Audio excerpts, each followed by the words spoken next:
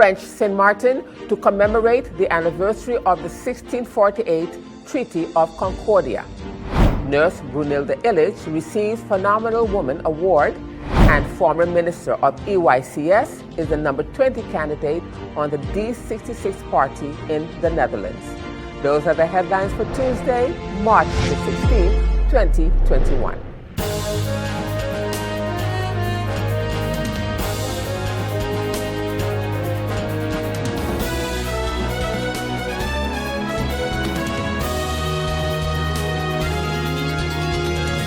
Good evening, viewers. This is SXM Daily News, and I'm Valerie from Britain. Thank you so much for joining me this evening. And as usual, we have a full newscast for you, so let's get started. In our first story, in the final sprint to Wednesday's parliamentary elections, Liberal Party D66 appears to be on the rise. In the latest election poll, Sigrid Kaag's party can count on 17 seats, 3 more than last week. D66 has been engaged in steady growth in the polls for weeks now. 2 weeks ago, the party was still at 13 seats and at the end of January on 11. According to the polls, the virtual profit achieved by D66 is due to party leader Kaag. The increase to 17 seats is still somewhat slowed down by Volt's good score, which, according to the prediction, snatched at least 1 seat from D66. The European Federalist Party currently polls at 3 seats for D66, and 17 would already be a good result because historically D66 always fell sharply when they were in government. But if a party starts to rise sharply just before the elections, it could yield even more in recent days, reports pollster Maurice de Hont.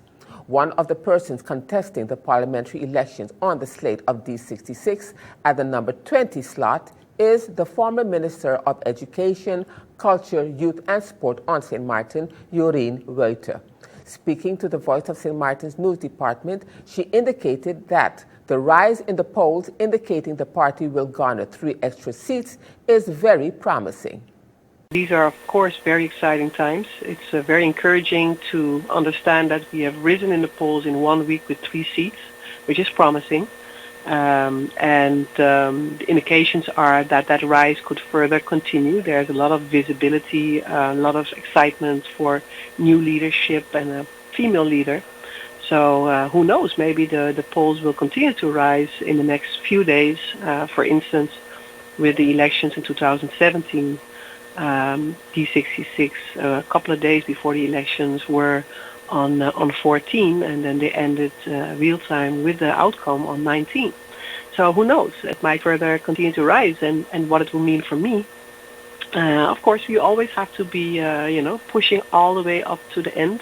The elections are starting tomorrow, but they will end the 17th. So Wednesday night is the last day for people to vote, and then the counting will happen. All candidates in certain positions, of course, received an update and information to be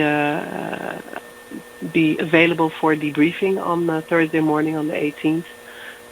And then they highlighted that those that were elected, that they should be physically present at the second chamber, plus the 3 candidates that are not elected primarily, but could be, of course, be elected once a coalition will be formed in the weeks and months ahead.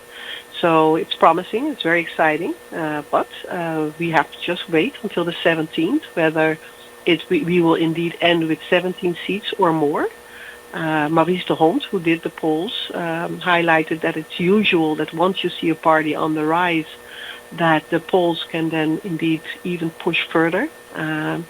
So there's a lot of momentum. There's a lot of momentum for a new vision for the future of the Netherlands based on values, based on solidarity, based on an international perspective on things, and also in my case, or in our case with D66, based on more pro-Caribbean collaboration and respect and opportunities. So I'm confident. You have been very busy campaigning as well. Remind us of your messages during this campaign period for your person in particular. Yeah, Well, of course, consistency is necessary in terms of what my development and my encouragement have been throughout my work on Sint Maarten and also in the political life as Minister Plenipotentiary and also as interim minister. So I've been championing consistently that we have to be for a strong educational system with better and equal opportunities for all. I've been, of course, championing the strong collaboration and adjustments to kingdom relations and a clear vote of special delegates within the second chamber for our Caribbean countries, but also collaboration within the kingdom and the Caribbean countries based on opportunities and respect and solidarity.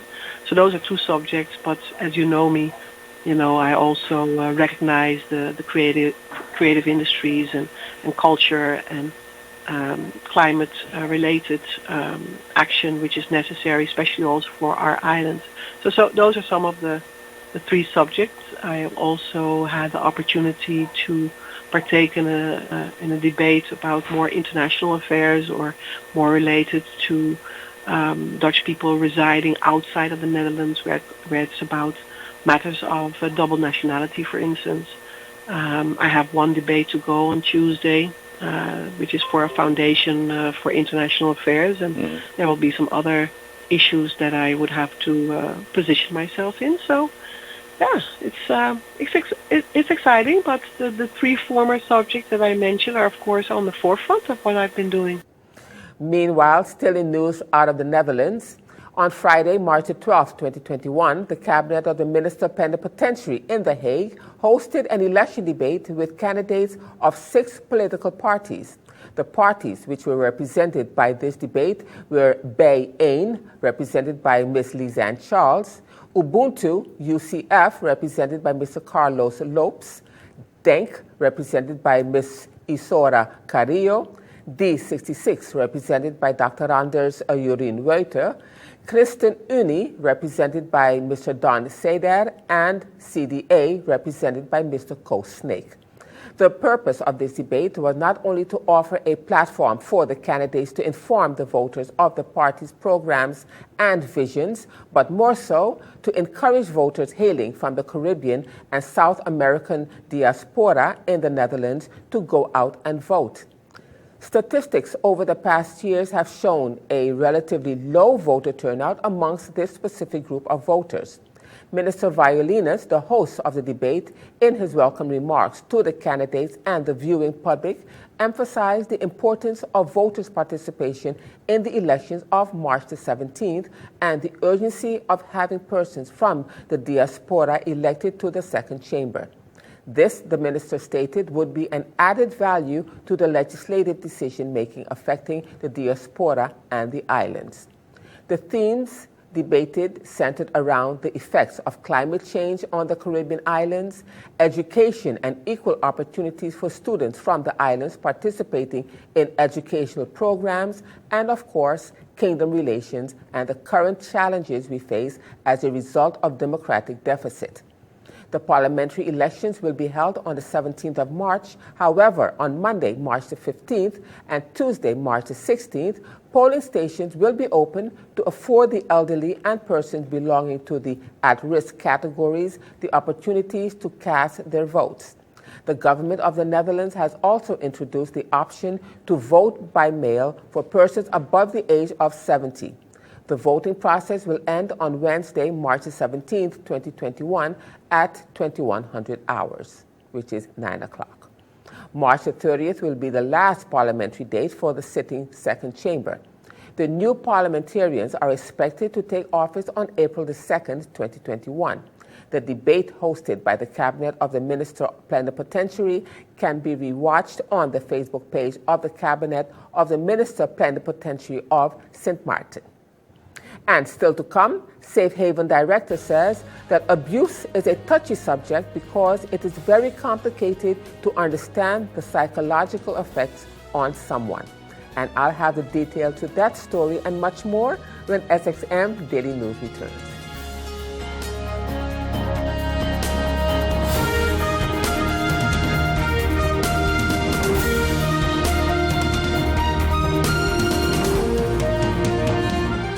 Hi, I'm Switch. And I'm Save. And together we're here to tell you about WIB, Switch, and Save mortgage offer. Now at WIB, you can save and benefit from great specials when you decide to bring your mortgage to WIB. When you switch, WIB will offer you payment of penalty fees up to 3 months interest, payment of notary fees, waiver of bank closing fees, and also the lowest interest rate. Plus, you'll have the chance to win back 1 year of interest payment. Visit any of WIB's mortgage specialists and benefit from WIB's Switch and Hey, that's my part. And Save mortgage offer. WIB, your partner in progress.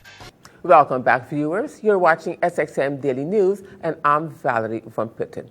As we continue now in news out of French St. Martin, French St. Martin will be commemorating the 1648 Treaty, which is the commemoration of the 373rd anniversary of the 1648 Treaty of Concordia, which is being observed on March 23rd upcoming. First Vice President of the Executive Councils of St. Martin, Valerie Damaso, speaking to Jean-Marc of 101.5 FM on French St. Martin, gave a rundown of the celebration and the activities that are being planned for that day. Well, since in 2017, we started the discussion around making that day more recognized, because unfortunately in the minds of our population, and it has been going unnoticed for quite some time. So since then we have started off in collaboration with, of course, my counterpart back then, which is today's Prime Minister Sylvia Jacob. The board government, the presidency of Monsieur le Président Daniel Gibbs, always had this passion and desire to have a true cooperation with both sides. And since then we have started with putting events around March 23rd so that we can create awareness. So this year we're going to start off with on Saturday, March 20th, which will be one of the highlights, is the youth debate, the junior territorial council on both sides, the north and the south, where we have a panel discussion with the youths that I call the future leaders of St. Martin, of course. And I'm not saying St. Martin French side or Dutch side or north and south, but St. Martin, which is the official writing for St. Martin on the whole. And that debate, it will take place on this coming Saturday, 20th. It will be at a collectivity. However, with the pandemic, we're going to have this live, just like a territorial council. So at that point, we will have, of course, you know that there is a text around the Treaty of Concordia, where the youth will get a chance to debate, and the objective in that is for them to be able to have to give us an insight on how they see St. Martin tomorrow. So that will take place this coming Saturday from 3 o'clock. Then we will move on to Sunday, where we also started to have exchange, more exhibition match, even though at the end you must have a winner, where you have our both selections from both sides that will play in a match of volleyball that will start at 3 o'clock.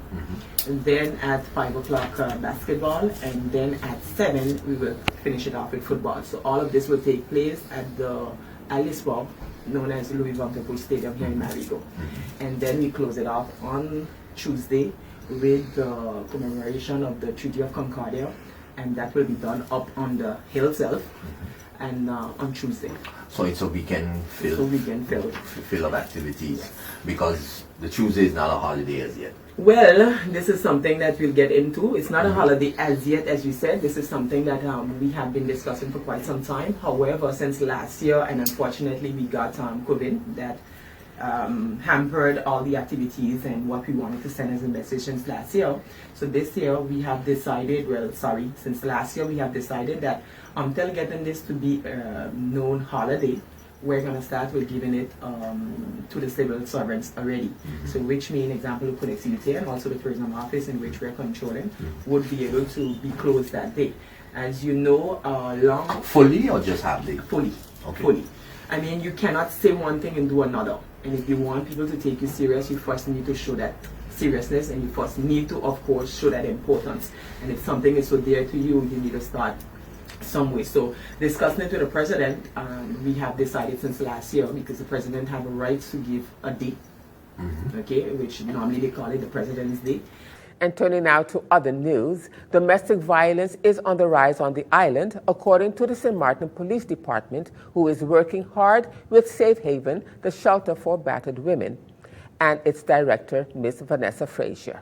Speaking to our news department recently, we spoke about clients that may cry wolf and file false abuse reports.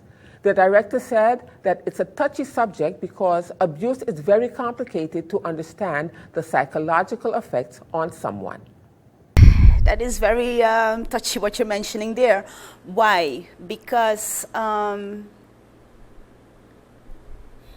abuse is so complicated to understand the psychological consequences and effects that it has on someone.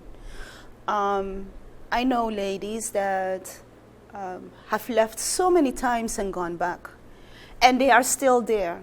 And sometimes they need a break. And if they need a break, they can get a break. Come take a break, regroup yourself, restructure your thoughts.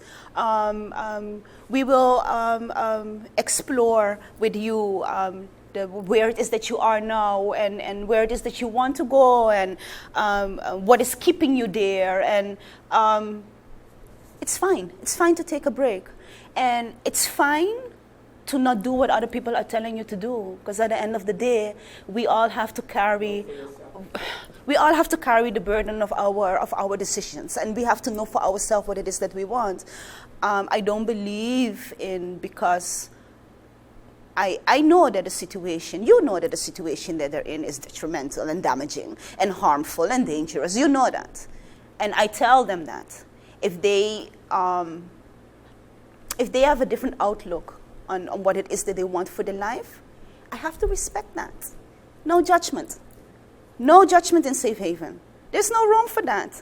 The ladies are being judged enough. Now they're coming into Safe Haven where they need to have the opportunity to heal, to regroup, and strengthen themselves, and they're faced with more judgment. And as we continue now in other news, this evening we will bring you more of the Windward Islands Teachers Union Status of Women's Committee function, which held a recognition award ceremony on Saturday last, March the 13th, at the John Larmany Center, under the theme, The Bonds That Strengthen Us, Rising Amid Adversities. Several women were honored, including President of the WICUA, which is the healthcare union, Nurse Brunilda Illich, who was the recipient of an award for her recognition and dedication as a trade unionist and many other functions that she has held over the years. As a phenomenal woman, Nurse Illich said, we have to love we before we can love anybody else, and we have to stand up strong for what we believe is positive. Phenomenal woman, right? Yep. We got to love we first before we can love anybody else. Exactly. And we have to stand up strong for what we believe is positively right. Okay? The young lady, I take my hat off to you when you said we must compliment each other. Yes, yes. Right? And then you asked too, who are you? Exactly. As that woman. We need to learn to reflect on who we are. We are Exactly. as women. Yes. And we can hold and move anything we want to move. Yes. But it has to be with positive vibes. It has to be with love. Yes. And if you ask me who I am, I'm the one that likes to reach out and touch with my hands. COVID spoiled a lot of that. Yeah. Because we can't reach out and touch. I always tell them, I'm a toucher. I'm a lover. I care. And for 49 years, I show strangers that I don't know that I care. and I care with love. Other thing that I would like, I tell my feet to live in clear call this afternoon. She said, Vanilla, you won't react. I wasn't coming. I'm tired. Right? But she take and she said, Vanilla, we're going to recognize you. I say, I smell in the roses. I get the opportunity To get it while you're alive. to smell my flowers. Exactly. I stand up for you. Each one of us. Man, smell your flowers. No. Yes. And don't just wait and think it's just going to come to you. Yes. Work for it. Exactly. You got it? Work for it. Don't wait back for nobody. Yes. Work and give it to you. You Work work for yours. and prove Yes, yourself. And that's Renilla. Yes. And I think if you all read what was written, I only have one eye. I lost my eye when I was 6 months old. And nothing Stop you. Exactly. When they tell me I can't, You said I can. I say I'm going to show you that I can. And each one of you all can do that. No matter your age. Okay? We can be what we Want to be. Thank you. Who has touched many lives through your teaching. So this is in recognition, the plaque, and this would be your gift, presented by Mr. Travis. And one of the things that I omitted, I love when Brunella said, this year no carnival. As no, she said, put on your music and jam on your porch. Jam on your porch. That was the best I heard also.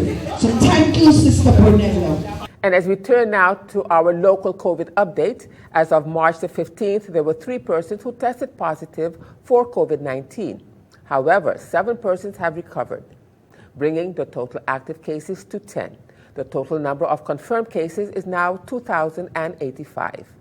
The Collective Prevention Services, CPS, are monitoring 10 people in home isolation. Currently, there are no patients hospitalized at the St. Martin Medical Center. The total number of deaths due to COVID-19 remains at 27.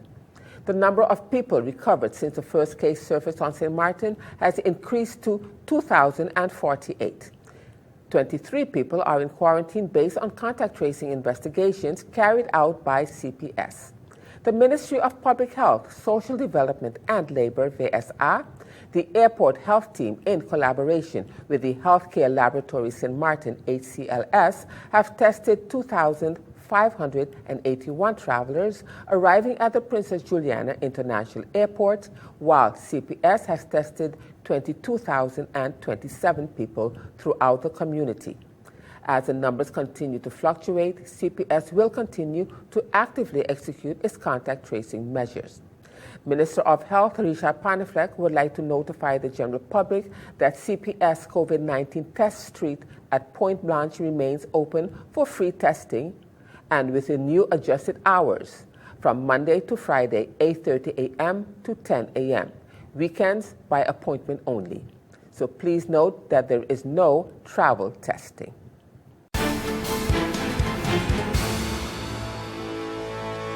Now, turning to our weather forecast for March the 16th, 2021, the strengthening of the Atlantic high pressure ridge will account for brisk winds across the region. Meanwhile, low level moisture associated with a trough is forecast to increase cloudiness and the chances of shower activity across the local area. Deteriorating marine conditions can be expected to become rough by Wednesday morning. Consequently, a small craft advisory will be issued towards the latter part of this forecast period. Small craft operators and sea bathers should continue to exercise caution. So the outlook through Thursday midday: partly cloudy to cloudy and breezy with isolated showers. Now, let's turn to your 3-day forecast. And still to come, UTS extends its sponsorship to Phillipsburg Jubilee Library's K-Hill satellite. And I'll have the details to that story and more when SXM Daily News returns.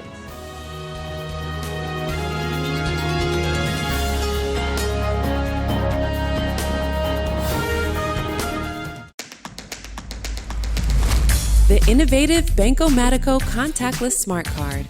Your Banco Matico smart card is now equipped with a contactless feature for payments, so get ready to tap and go.